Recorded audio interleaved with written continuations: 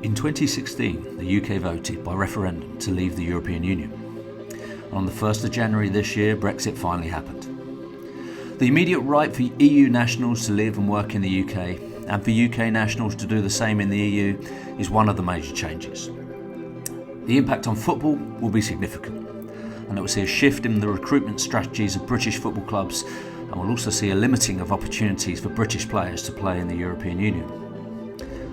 Time will tell what the impact will be on the Premier League and the EFL, but we've dipped into the archives to analyse how it would have impacted transfers that took place in recent years, and this is the 11 we're analysing. It's fair to say we've gone pretty attacking.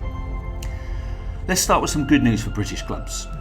The regulations agreed between the FA and the Home Office even up the rules relating to European players as compared with those from outside of our continent.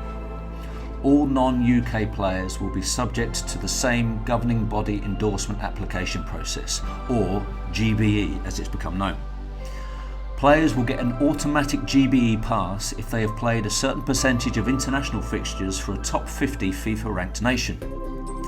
If they don't have that, they can still qualify by gaining 15 points under a pretty complicated ready reckoner based on their appearances in club football.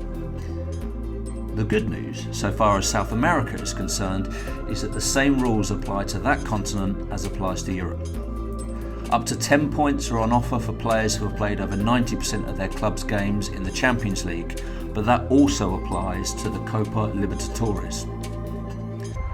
With up to 8 points on offer for a Brazilian who is an ever-present in the Campeonato Serie A, the Brazilian top flight, that would have meant that Liverpool stopper Alisson would have likely met GBE requirements whilst he was still playing at home with Internacional. Such a move would presumably have considerably saved on the £67 million that Liverpool reported to have shelled out to Roma for his services. The GBE rules do, however, give with one hand and take away with another. UK clubs are now no longer able to sign players who are aged under 18 from outside of the country. It was one big advantage that English clubs had over their continental rivals, the ability to sign players at the age of 16 from abroad.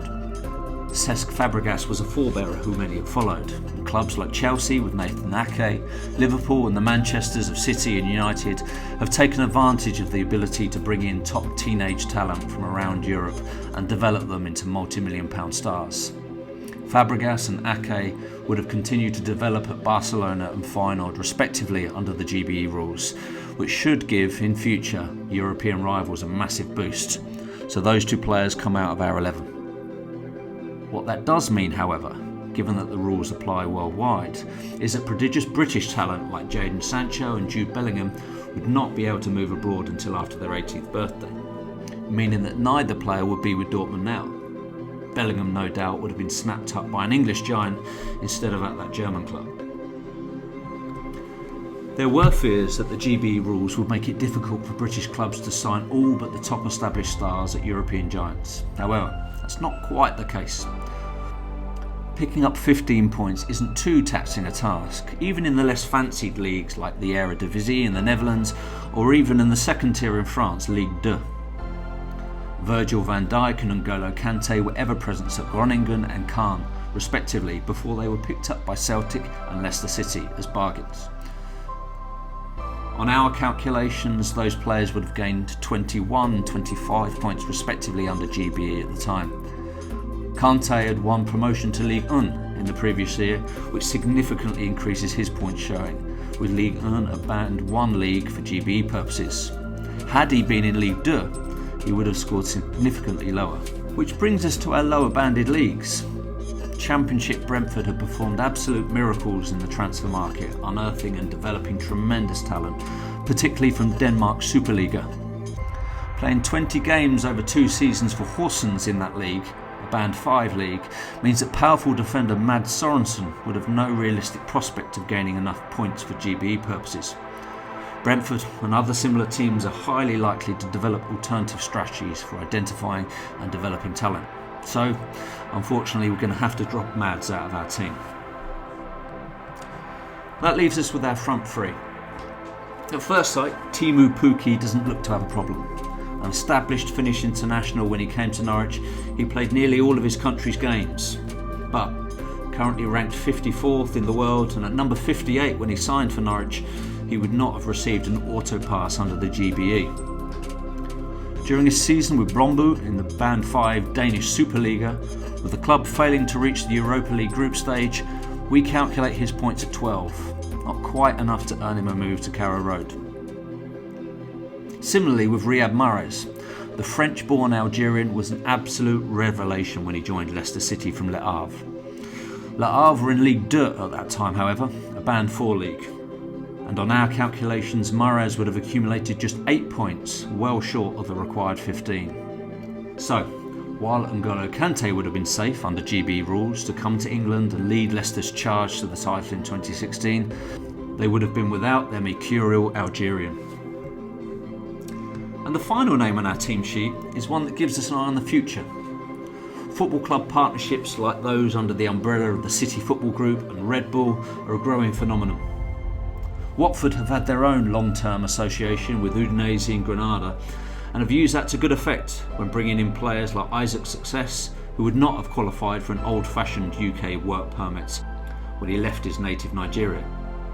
Success played in Spain for Granada for 2 years before he finally came to Watford to play in the Premier League.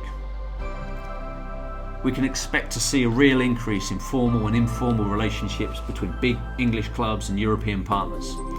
Partnerships will need to be strategic, with English clubs keeping an eye on which clubs are in leagues which have helpful bans, which clubs qualify for continental competitions, and also just one appearance on the bench at the right time can dramatically increase points totals.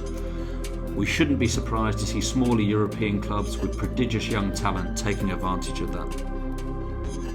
And one final aside in relation to managers. The provision of a GBE for a manager includes a requirement that managers pass the prescribed English language tests set by the government's own points-based system.